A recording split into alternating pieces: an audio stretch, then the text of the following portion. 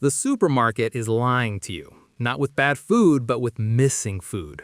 Somewhere between the Middle Ages and your Monday grocery run, over 70 vegetables vanished from the human diet. Not because they were poisonous, not because they tasted wrong, because they couldn't be packed into a crate, driven 3,000 miles, and placed under fluorescent lighting without turning to mush. Big agriculture didn't ban these plants with laws, it banned them with shelves. If it can't be shipped, it doesn't exist. And 9 of the most powerful, nutritious, frost-fighting, soil-healing vegetables in human history are now almost completely gone, erased from seed catalogs, removed from farms, and forgotten by the people who need them most. Adam Grove here, and this is Backyard Crops, where we dig up the knowledge the seed industry buried. If you grow food or you want to, smash that subscribe button right now and join a community that's taking back the garden. Drop a comment below. Tell us which of these 9 plants you've actually heard of. Most people score 0. Let's see how you do. Banned medieval vegetable number 9, scarrot. Start with the one that fed royalty for 4 centuries and now barely has a Wikipedia page. Scarrot is a cluster root vegetable. Imagine 10 to 14 pale white fingers growing from a single crown, each one sweet enough to eat raw straight from the ground. Medieval kitchen records from England and France described it as a centerpiece dish at royal banquets. Henry VIII reportedly had it served regularly at court. The flavor is genuinely unusual, somewhere between parsnip, sweet potato, and freshwater chestnut, but sweeter than any of those. No cooking required, no seasoning needed. What made scarrot incredible for medieval farmers is what makes it perfect for backyard growers today. It is a true perennial. You plant the crown once, harvest what you need each autumn, and replant the crown. It returns every single year. Medieval families kept scarrot patches running for 30 to 40 years. One planting, decades of food. It handles partial shade, it survives in poor, thin soil. It winters down to USDA Zone 5 without any protection, and it requires no crop rotation, no tilling between seasons, no bare soil. The reason it disappeared is mechanical. A combine harvester cannot process a cluster of 12 thin intertwined roots. It's designed for one carrot, one beetroot, one uniform object. Scarrot grows in clusters that require hands. Hands cost wages. Wages shrink profit margins. So scarrot was quietly removed from commercial farming and eventually from the catalogs that supplied home gardeners. Your backyard is exactly the environment scarrot was designed for. Banned medieval vegetable number 7, Orache. Before spinach became the default cooking green in Europe, there was Orache, and it was better in almost every measurable way. Orache, sometimes called mountain spinach, grows up to 2 meters tall. A single plant produces more edible leaf material than an entire raised bed of modern spinach. The leaves come in deep red, gold, purple, and bright green depending on variety. They don't bolt in summer heat the way spinach does. They don't turn bitter. They don't collapse into slime 2 days after you pick them. Nutritional analysis has found that red orache contains higher concentrations of beta-lane antioxidants than beetroot, the same compounds that support healthy blood pressure and reduce inflammation. You can eat orache leaves raw in salads or cook them exactly like spinach. Orache is a self-seeding annual. Plant it once, let it drop seed at the end of the season, next spring it returns. By year 3, you have a permanent, self-sustaining green vegetable patch that asks for nothing. Spinach replaced orache because spinach is small, uniform, and fits into a standardized plastic bag. Orache grows tall, looks wild, and produces leaves in different colors and sizes. The produce aisle needs vegetables that look identical every single time. Orache refused to conform. That refusal made it commercially useless and nutritionally irreplaceable. If you're growing greens, subscribe to Backyard Crops. We cover the varieties that seed companies don't want you to know about. Banned medieval vegetable number 7, Good King Henry. Walk through any English village between 1200 and 1600 and you'd find this plant growing next to every cottage door, unprompted, unplanted, completely self-sufficient. Good King Henry was the original 3-in-1 vegetable. In spring, the young shoots were cut and eaten exactly like asparagus. Through summer, the broad leaves were cooked like spinach. When the flower heads emerged, they were steamed like broccoli. 3 vegetables from one perennial plant that nobody watered, nobody fertilized, and nobody replanted. Good King Henry grows in clay, compacted paths, rocky ground, and soil that has been walked on for years. Modern spinach won't germinate in those conditions. This plant thrives in them. Analysis of good King Henry leaves found 30% more iron than commercially grown spinach, higher calcium levels, and a broader spectrum of B vitamins. The plant medieval peasants treated as a garden weed was more nutritious than the bagged spinach commanding premium prices in modern grocery stores. The reason it disappeared from mainstream agriculture is patience. Good King Henry cannot be harvested in its first year. The second year, it begins producing. By year 3, it's fully established and will continue producing leaves, shoots, and buds from the same patch for 10 to 15 years. Modern agriculture operates on 45-day cycles. A plant that asks for 1 year of patience before its first harvest is commercially worthless. That's why it vanished. For your garden, plant it in a neglected corner. Ignore it completely for 1 year. Then, harvest from it for a decade. Banned medieval vegetable number 6, Alexander's. The Romans brought this plant to Britain and it stayed for over 1,000 years. Before Italian celery arrived in the 1700s, Alexander's was the celery of Europe. The stems were blanched and eaten raw or in dishes. The leaves went into soups. The roots were roasted. Even the flower buds were pickled and used as a condiment. Alexander's has a flavor more complex than celery, somewhere between celery, parsley, and lovage, with a slightly bitter edge that softens when cooked. Archaeology research from the University of Reading documented Alexander's as one of the 5 most common vegetables in English monastery kitchen gardens between the 10th and 15th centuries. 500 years of continuous daily use. The plant handles coastal conditions, salt spray, chalk soil, seaside wind that would kill most garden vegetables. Once established, it self-seeds freely. Medieval monastery records describe managing its spread rather than encouraging it. Celery wiped it out not on flavor, but on logistics. Celery stalks are uniform, stackable, and survive refrigerated transport. Alexander's has hollow stems that bruise easily, loses its texture quickly after cutting, and cannot survive a multi-day journey in a shipping crate. Heritage seed companies still carry it. It grows in partial shade, returns year after year through self-seeding, and gives you a flavor no commercial crop can replicate. Banned medieval vegetable number 5, Scorzonera. This is the vegetable that medieval physicians prescribed and medieval cooks served at the same table, and modern science has proven both of them correct. Scorzonera, also known as black salsify or viper's root, is a long, black-skinned root that when peeled and cooked tastes remarkably like oysters. Across 5 European languages, it earned the name oyster plant independently. The root grows straight down, up to 35 centimeters in some conditions. As it grows, it physically breaks up compacted clay soil. Medieval farmers used it as a rotation crop specifically because it improved whatever came next.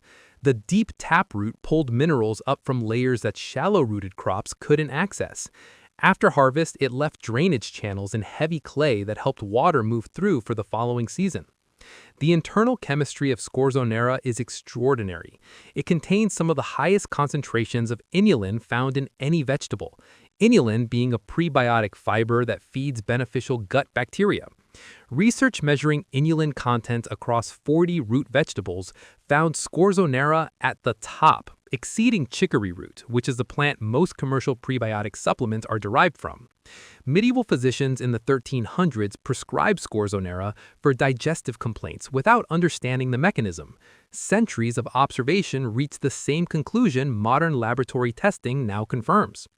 Scorzonera is a perennial. You can leave the roots in the ground through winter and harvest as needed. Cold weather makes the flavor sweeter. It grows in any soil type, tolerates drought, and improves the ground around it while feeding you. Like, share this video. Someone in your circle needs to know this vegetable exists. Banned medieval vegetable number 4, Rampion. The Brothers Grimm story of Rapunzel is not named after a girl. It is named after a plant. Rapunzel is the German word for rampion, And in the original story, a pregnant woman craves it so desperately from her neighbor's garden that her husband steals it, and the neighbor, a witch, takes their newborn child as payment. That is how valued this vegetable was in medieval Germany.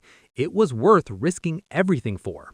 Rampion is a biennial with a white turnip-shaped root and edible leaves that can be harvested through cold months. The root is eaten raw in salads or cooked like a mild radish. The leaves were used as fresh winter salad greens when nothing else was available. German and French monastery records from the 1400s list Rampion as a required planting in every kitchen garden. Not optional, required. Because without it, there was no fresh food between November and March, 4 months of the year where Rampion was the only living green on the table. It handles frost, light snow, and short cold days without bolting or turning bitter. Modern lettuce collapses below 28 degrees Fahrenheit. Rampion shrugs it off. It grows because the root takes a full year to reach edible size. Modern radishes are ready in 25 days. A crop that needs 12 months to mature has no place in an industry built on quarterly turnover. Heritage seed catalogs still carry Rampion. Planted in spring, harvest fresh greens and crisp roots in February when everything else has surrendered to winter. Banned medieval vegetable number 3. Agretti, also called barba di frate, or land seaweed. This one sounds like fiction until you look at the historical records. Medieval farmers along coastal Spain, southern France, and the Italian coast grew a productive food crop in salt marshes, beach sand, and soil so saline that no modern commercial crop would even germinate there. Agretti, also called barba di frate, is a succulent, grass-like plant with crunchy stems that taste like salty green beans with a mineral edge. The plant doesn't just tolerate salt, it pulls sodium out of the soil and stores it in its tissue. This is phytoremediation, using plants to heal damaged land.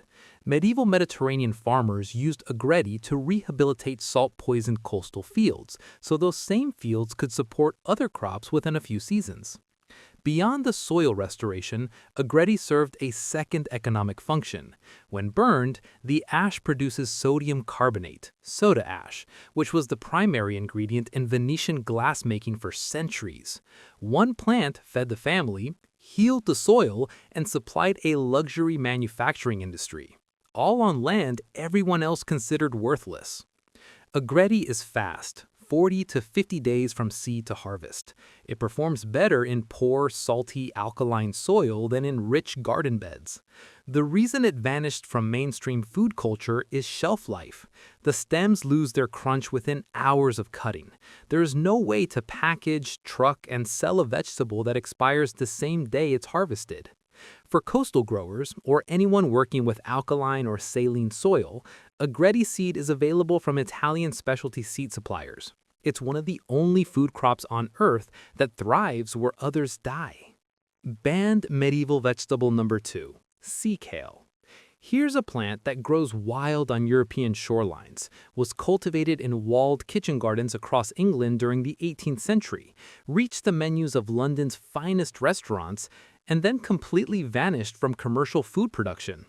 Sea kale is a coastal perennial with broad blue-green leaves and thick stems that, when blanched in early spring by covering with a forcing pot or dark bucket, produced pale yellow shoots with a flavor described as a cross between asparagus and fresh hazelnuts.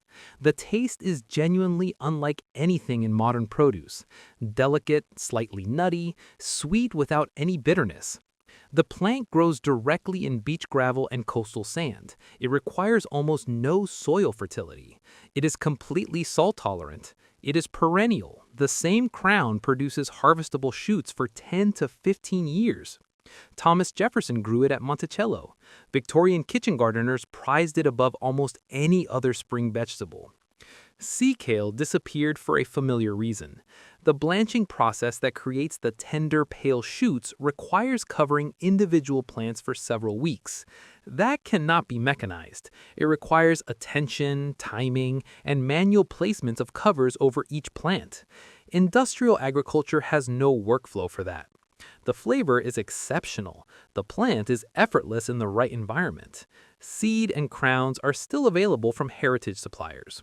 If you live anywhere near a coast, or even if you don't, this is one of the most rewarding perennial vegetables you can establish. Banned medieval vegetable number 1, skirret, the one that started everything. We began with skirret, and we returned to it because it represents the complete picture of what was lost. Not just a vegetable, a system, a relationship between grower and ground that has been completely severed.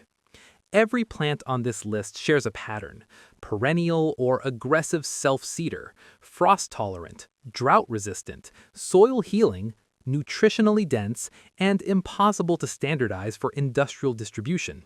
They were replaced not by better vegetables, but by more convenient ones. Convenient for trucks, convenient for warehouses, convenient for shelf life calculations. Completely inconvenient for the corporations, but that's the point. These plants gave you independence, and independent growers don't buy as much. Medieval gardeners didn't think of vegetables as individual products, they thought of them as systems. Scorzonera broke up clay while feeding the household. Agretti cleaned salt-poisoned land while funding the glass trade. Good King Henry produced 3 different vegetables from one neglected corner. Skirret held soil together year after year while feeding families for generations without a single trip to a store. We traded that system for plastic bags, diesel trucks, and spinach that wilts before you reach the car park. The question is not whether these 9 vegetables were better. A plant that feeds your family for 15 years from one planting, improves the soil it grows in, and requires no external inputs makes its own argument. The question is, are you ready to plant what the catalog stopped selling?